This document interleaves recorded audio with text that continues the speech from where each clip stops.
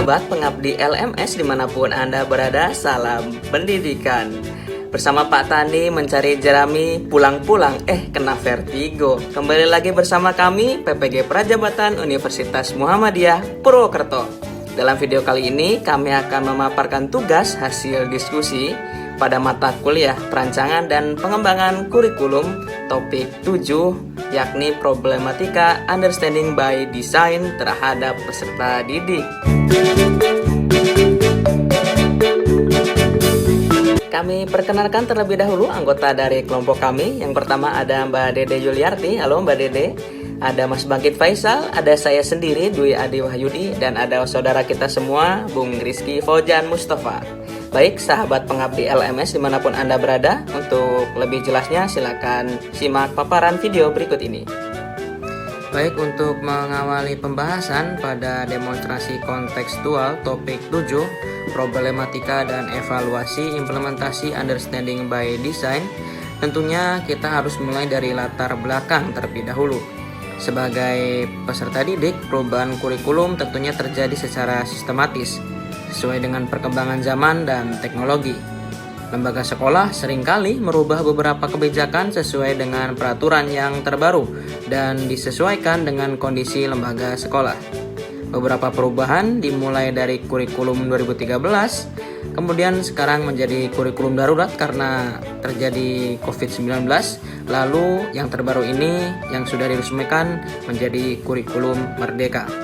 Kurikulum merdeka mengadaptasi kurikulum yang sedang kita bahas ini, yakni understanding by design sebagai rancangan kurikulum.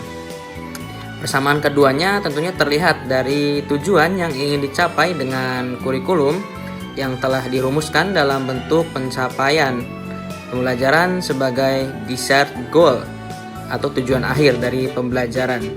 Penyusunan asesmen dan juga rencana pembelajaran dilakukan secara berkesinambungan sehingga kita dapat mengetahui penilaian yang akan dilakukan, kemudian menyusun pembelajaran untuk mencapai penilaian tersebut. Tentunya implementasi kurikulum merdeka ini memunculkan beberapa problematika dan memerlukan evaluasi secara kesinambungan. Baik, setelah tadi mempelajari apa yang melatar belakangi problematika pada implementasi UBD atau Understanding by Design, pada slide video ini saya akan memberikan beberapa contoh problematika yang muncul dari sudut pandang peserta didik. Contoh yang pertama adalah persepsi peserta didik yang buruk terhadap suatu mata pelajaran, sehingga menyulitkan peserta didik dalam mempelajari pembelajaran tersebut. Karena mereka sudah menganggap bahwa mata pelajaran tersebut sulit, dan juga mereka menganggap bahwa mata pelajaran itu tidak akan berguna bagi dirinya di masa depan. Tentunya ini adalah suatu permasalahan ataupun problematika. Kemudian contoh yang kedua, ini peserta didik yang memiliki fixed mindset. Nah, ini peserta didik dengan paradigma seperti ini itu menganggap dirinya tidak berbakat di satu bidang tertentu, dan ini menyebabkan dirinya tidak mau mempelajari bidang tersebut. Yang ketiga, ini peserta didik yang memiliki masalah slow learn atau lambat dalam belajar. Nah, peserta didik seperti ini membutuhkan waktu lebih lama untuk mempelajari sesuatu. Yang keempat, contohnya peserta didik mengeluh bahwa sulit untuk fokus belajar dari rumah dan menjawab pertanyaan dari guru. Ini menyebabkan stres dan isolasi konstan yang membosankan, yang dapat mengakibatkan kecemasan dan depresi pada peserta didik. Setiap permasalahan tentunya perlu kita carikan solusinya. Dalam slide video ini, kami akan memaparkan bagaimana solusi yang dapat dilakukan oleh seorang guru dalam mengatasi problematika dari sudut pandang peserta didik. Yang pertama, solusinya adalah melakukan diagnosa terhadap kemampuan peserta didik. Saat peserta didik memiliki perspektif buruk terhadap suatu mata pelajaran, penyebabnya mungkin saja adalah peserta didik tersebut merasa kesulitan mengikuti pembelajaran karena ia sudah sangat tertinggal, baik dari segi pengetahuan maupun dari segi pelajaran.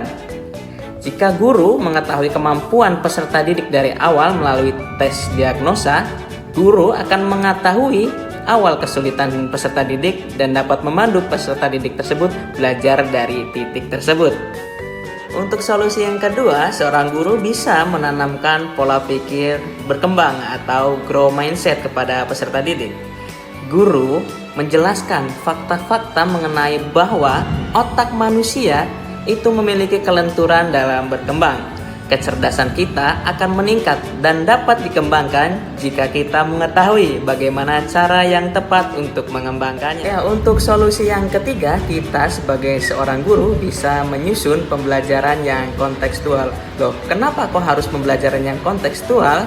Karena dengan pembelajaran kontekstual, peserta didik akan merasakan kedekatan antara pembelajaran di kelas dengan lingkungan sekitarnya. Peserta didik juga akan mengetahui manfaat serta esensi dari konten pembelajarannya di kelas.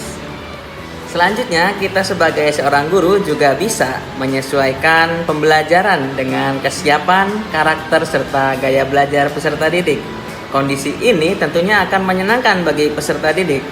Guru harus mengakomodasi perbedaan tersebut dalam suatu rencana pembelajaran di suatu kelas. Tadi hasil pemaparan diskusi dari kelompok kami. Tentunya apabila ada kekurangan kami mohon dimaafkan, dan apabila ada kelebihan mohon dikembalikan. Kami tutup video ini dengan sebuah pantun, manis sekali buahku ini, buah dimakan dengan cepat. Berakhir sudah video kali ini, semoga bisa memberikan manfaat. Billahi taufiq wal hidayah. Wassalamualaikum warahmatullahi wabarakatuh. Salam pendidikan.